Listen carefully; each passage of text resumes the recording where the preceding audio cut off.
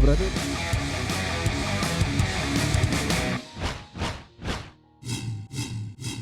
Selamat datang di channel Satrio Bushido Library. Hari ini kita kedatangan tamu, sahabat kita, teman kita, tokoh muda ya.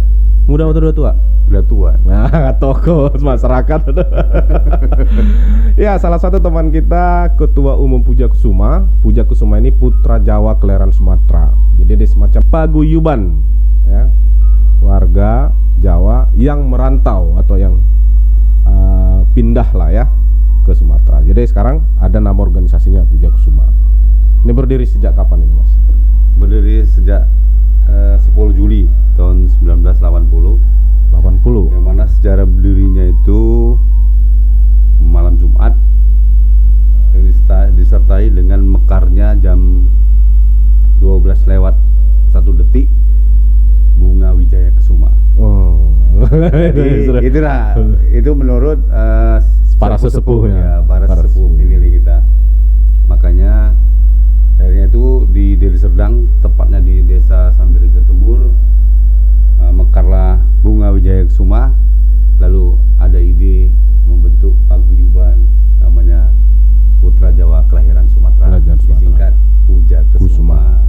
Kalau landasan-landasannya gitu kan kadang-kadang organisasi komunitas itu kan untuk mempererat apa yang kayak gitu-gitu apa kira-kira? Ya dahulu warga Jawa di Sumatera itu masih bersifat semacam arisan-arisan, arisan-arisan sedulur kapal kalau orang dulu bilang, yang mana sedulur kapal itu nenek moyang kita atau mbah-mbah kita itu dikirim dari Pulau Jawa melalui kapal oleh Kompeni Belanda untuk membuka perkebunan di Sumatera. Makanya ada istilah sedulur kapal itu yang membuat batin orang Jawa di Pulau Sumatera semakin erat, semakin guyup, semakin rumekso kalau orang Jawa bilang. Satu rasa. Ya. Itu yang menjadi motonya ya. Jadi perjalanan itu terus menerus. Selain konteks-konteks kebudayaan, apalagi yang jadi apa? Sesuai perkembangan zaman. Ya sesuai perjalanannya lah. Sesuai perkembangan zaman, Puja Kusuma sekarang sudah mengikuti perkembangan zaman, baik itu secara budaya, ekonomi, dan dulu kan ada istilah mangan orang mangan yang penting ngumpul. Tapi sekarang mangan orang mangan sepenting sugih. Jadi alhamdulillah setelah 42 tahun semalam kita terakhir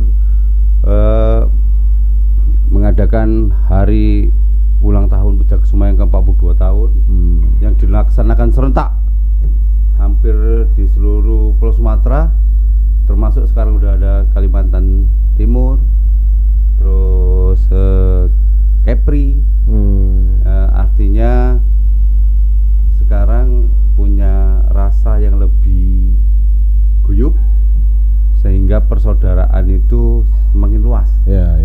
Karena kita juga sedang mensentralisasi KTA, kalau tanda anggota Puja Kusuma, agar kiranya semua sedulur-sedulur apabila datang ke suatu daerah bisa mengunjungi saudaranya di daerah itu. Jadi ini mempermudah semua, apalagi dengan adanya teknologi, ya semua gampang lah. Oke. Jadi sekarang sudah 42 tahun. 42 tahun. Kalau Mas Eko ketua keberapa? Jadi dia periodenya lah, periode keberapa ya, sudah? Saya periode kelima. Ya, kemarin tuh Mubes kelima. Kelima dipercayakan sama masyarakat Puja Kusuma secara aklamasi menjadi ketua umum. Yang mana Mubesnya itu dilaksanakan di Medan. Di Medan. Iya.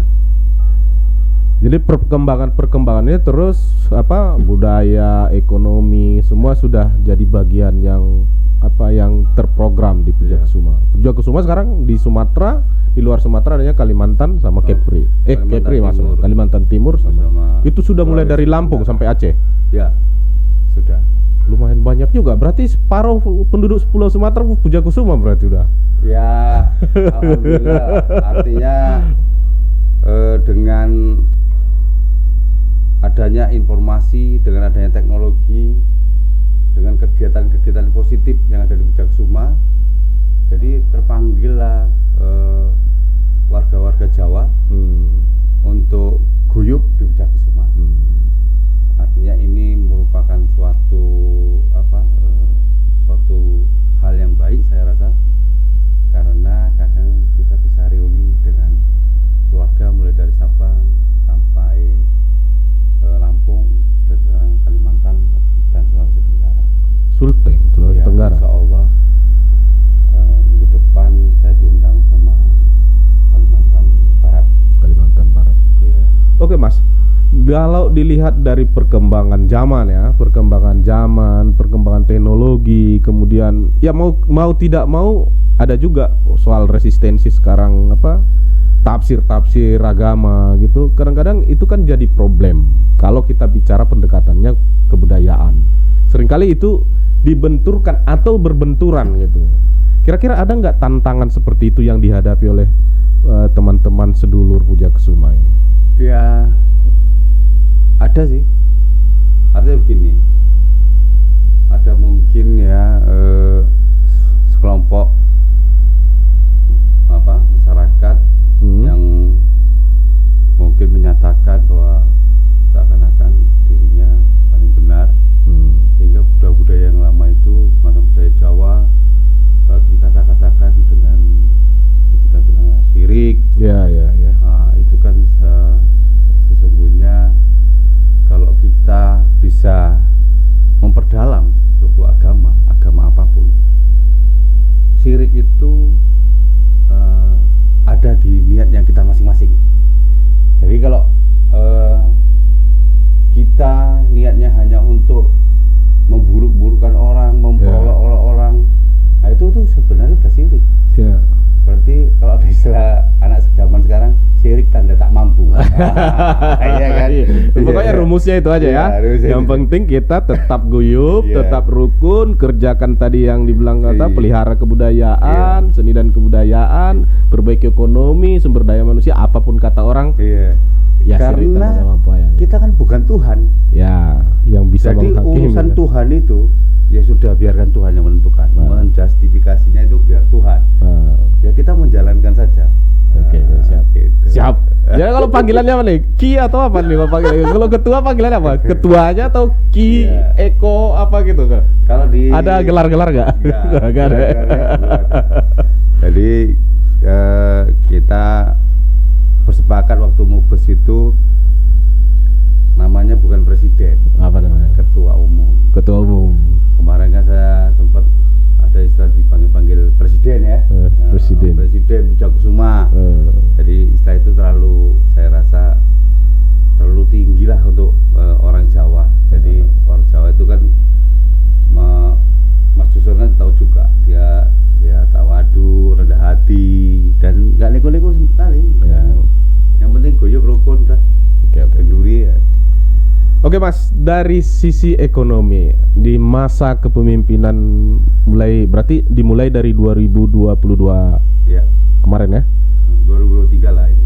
Baru jalan 7 bulan. Ya, berarti kan startnya kan di 2022 start Ya, harusnya. periode masuk jadi ketua umum ya. Apa kira-kira yang menjadi program prioritas dari Pujakusuma secara keseluruhan, dan yang paling pertama itu adalah soal ekonominya bagaimana yang Mas sudah bisa bayangkan gitu ke depan harus ini yang berkembang di Pujakusuma gitu. Jadi karena kita ini sebuah paguyuban dan orang Jawa itu termasuk banyak di Pulau Sumatera lah khususnya, itu kita sudah bekerja sama kemarin dengan Kementerian Koperasi. Kementerian Koperasi, Salah oke. satunya untuk mengembangkan ekonomi kerakyatan, yang mana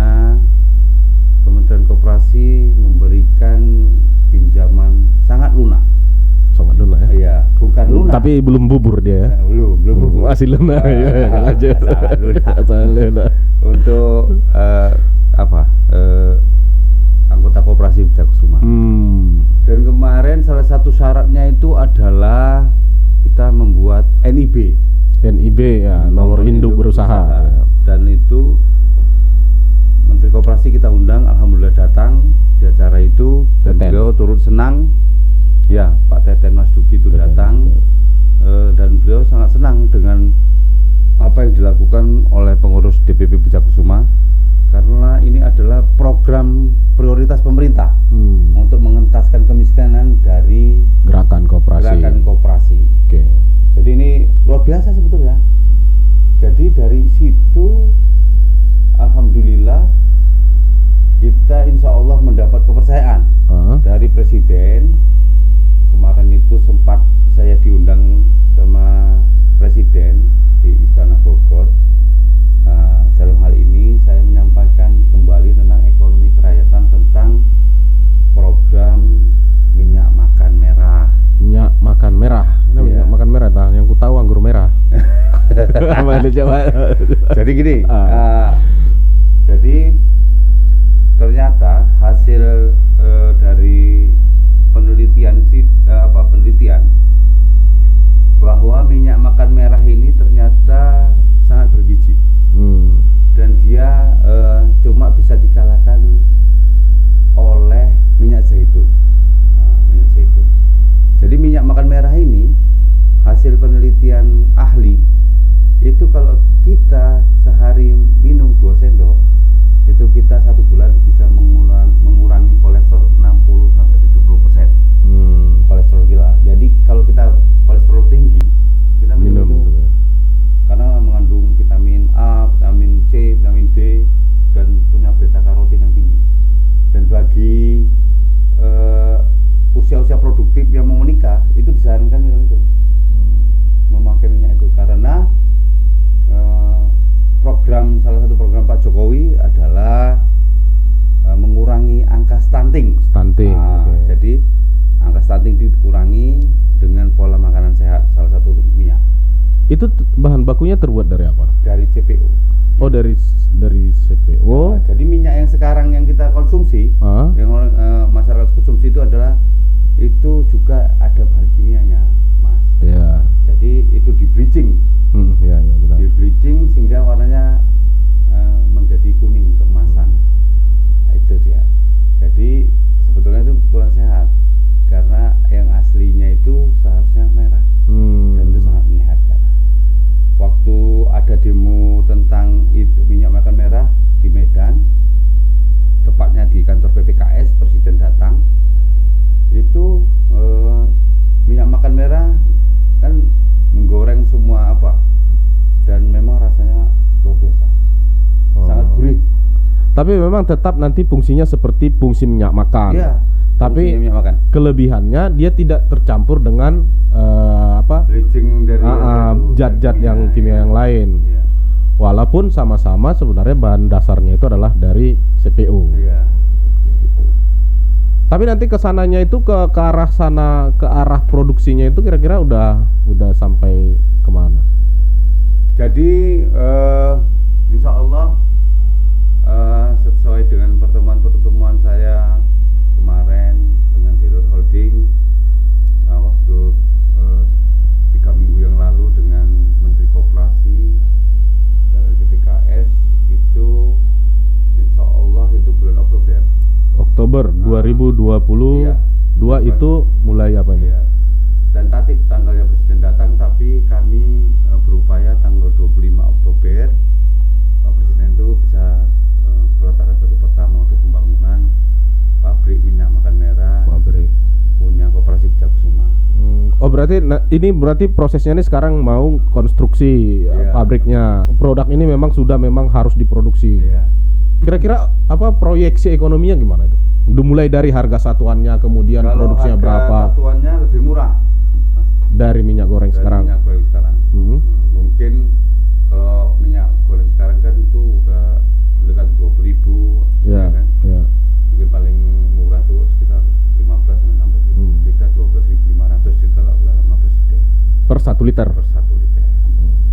Jadi selain murah dan juga sangat terjangkau dan bergizi tinggi. Oke. Jadi insya Allah kalau Presiden nanti tanggal 25 kami undang hadir, itu memang semua kerjasama. Dan alhamdulillah kita dipermudah oleh semua instansi karena ini adalah pilot project pertama kali yang ada di Indonesia. Dan insya Allah kita undang Pak Presiden. Kalau keinginan kami itu tanggal 25 Oktober Pak Presiden sudah hadir, sekaligus kita mengadakan semacam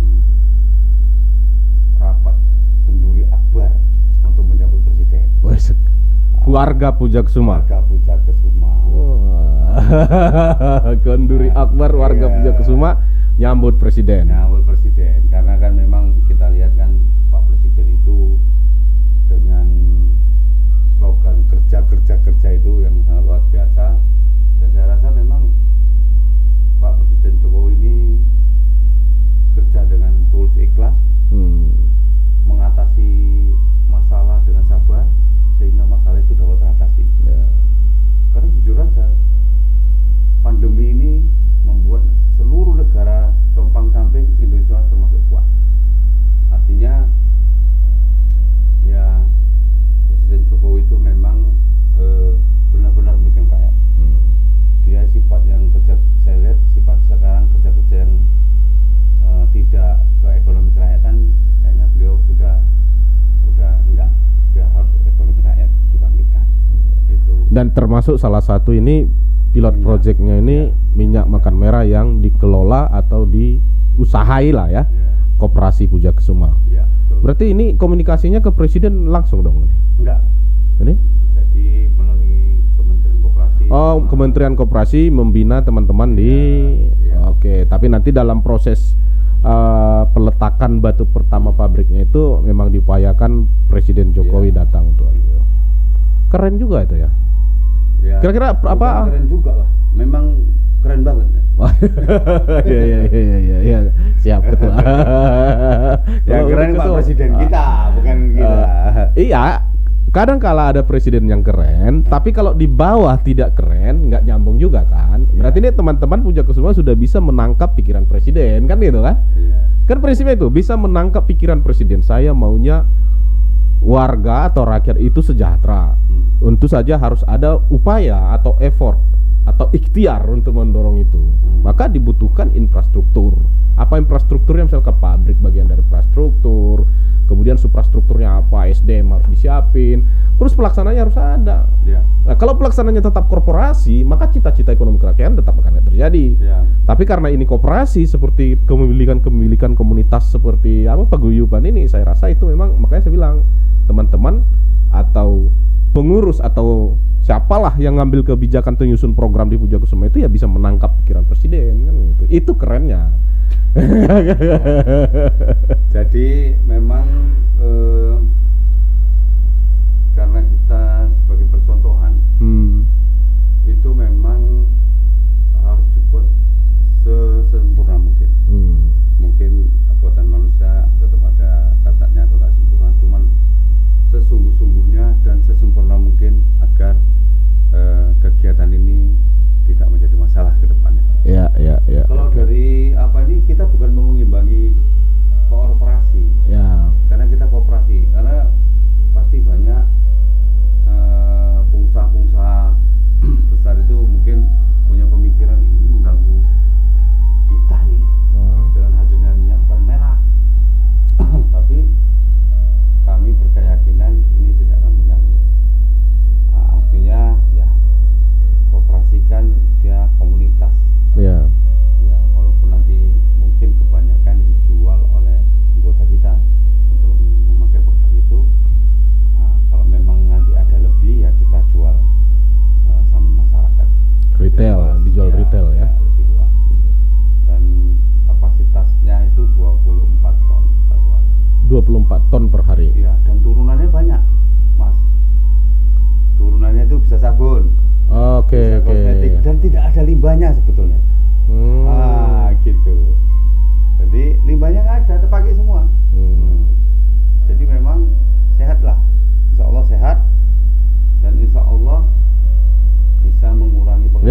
core produknya itu minyak makan merah, produk Iya. utamanya, program unggulannya nanti. Iya. Dari situ nanti dari bagian-bagian dari CPO itu masih bisa ada produk-produk turunan yang lain ya, kayak sabun, Iya. kayak kosmetik dan lain-lain. Itu nanti akan dikelola secara komunitas. Oke, mantap itu. Tapi kapan kira-kira mulai namanya? Tadi kan Bulan perencanaan mulai Bulan produksi. 1 insya Allah kita udah produksi. Oh, ini berarti ini peletakan batu ini kan Iya. tadi pembicaranya kan Iya. tanggal 25 Oktober kemungkinan peletakan batu pertama yang dihadiri oleh Bapak Presiden Jokowi. Ya. Nah, konstruksinya atau pembangunan pabriknya ini berarti diperkirakan hingga berapa bulan? Jadi bisa kan ada bayangan Insya Allah 3 bulan. 3 bulan. Berarti dari Oktober, November, Desember Iya. kemungkinan di Februari ini barang udah keluar. Iya. Produk udah keluar. Insya Allah. Bawa ke sini nanti. Biar saya minum satu. Boleh. Oke. Oke Mas, ada hal lain yang perlu disampaikan sehubungan dengan ya bagaimana meningkatkan kekompakan, bagaimana meningkatkan ekonomi atau yang lain yang perlu disampaikan, karena menurut saya kan pembicaraan kita hari ini hanya sekedar ya bincang karena kunjung ke Jakarta, saya undang ke sini. Saya tahu Mas sibuk urusan sana sini kan. Ya sempatkan datang ke sini, terima kasih.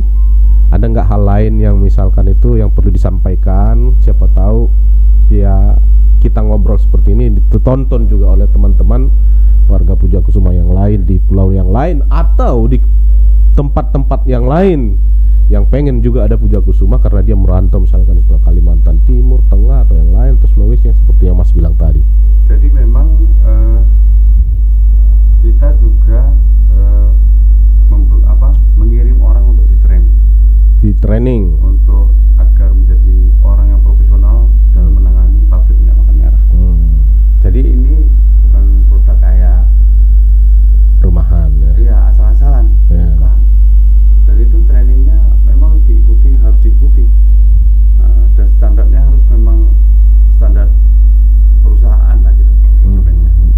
Sehingga itu nanti ke depan rapi, Ya. baik, dan bisa menjadi contoh teladan bagi anggota khusus, dan mungkin bisa jadi contoh untuk koperasi yang ada di luar sana. Karena jika ini gagal itu makanya kegagalan dari Pujakusuma, terutama saya sebagai ketua umum. Jadi ini motivasi juga untuk saya pribadi untuk mengembangkan Pujakusuma agar kiranya warga Jawa itu ya lebih sejahtera. Sejahtera ya. Karena sekarang semangatnya sudah beda. Bahkan di Aceh Tamiang sudah menyiapkan PSR itu untuk dipanen perdana. Ada 1.300 hektar. Saya dapat informasi dari Ketua DPW Pujakusuma Aceh, yang mana mereka menginginkan ada panen PSR perdana, dan mereka juga sudah membuat koperasi Pujakusuma. Ini luar biasa. Artinya yang penting punya kemauan yang kuat untuk itu. Dan insya Allah juga saya sebelum lepas pulang ini kita akan meluncing semacam pujama. Sudah kita buat, dan kita bukan mengimbangi siapa-siapa, itu memang khusus diperuntukkan untuk warga Pujakusuma. Produknya apa kira-kira? Ya, Atau sama macam-macam. dengan Ada yang beras, lain? ada minyak juga nanti, kerjasama sama perusahaan-perusahaan yang mana kami bisa menjadi distributor untuk kepentingan masyarakat, untuk mempermudah masyarakat. Soal harga nanti gimana kira-kira? Harga insya Allah kompetitif, mungkin bisa jadi lebih murah dari yang lain. Oke. Jadi ya semacam tetap retail gitu ya, tetap juga kerjasama, bukan Ya. produk pure hanya Bukan. program Pujakusuma ya. Iya. Cuman Kedepannya apakah ada rencana misalkan tuh ya produknya itu produk-produk Pujakusuma? memang ya, memang itu kedepannya seperti itu. Karena kan orang-orang Pujakusuma ini banyak yang punya keahlian-keahlian Ya. yang sebetulnya terpendam, dan perlu juga kita akomodir agar kiranya mereka lebih sejahtera. Ya. semacam kue, buat tas, buat apa saja buat ini. Nanti itu kita jual di situ karena memang cukup lebar. Begitu. Oke. Ada lagi Mas yang perlu disampaikan? Karena saya tahu Mas ini banyak waktunya di sini untuk lebih bermanfaat daripada sekedar ketemu sama saya. Ya, terima kasih atas undangannya. Bushido, podcast Bushido Library ini sangat membantu juga untuk mengembangkan informasi. Ya. Terkhusus untuk warga Pujakusuma, agar kiranya informasi ini bisa berkembang di tengah-tengah warga Pujakusuma untuk menyemangati warga Pujakusuma agar ke depan jangan ada lagi rasa putus asa. Ya. Karena kita kalau udah paguyuban harus bisa merasakan sedulur kita susah senangnya harus sama.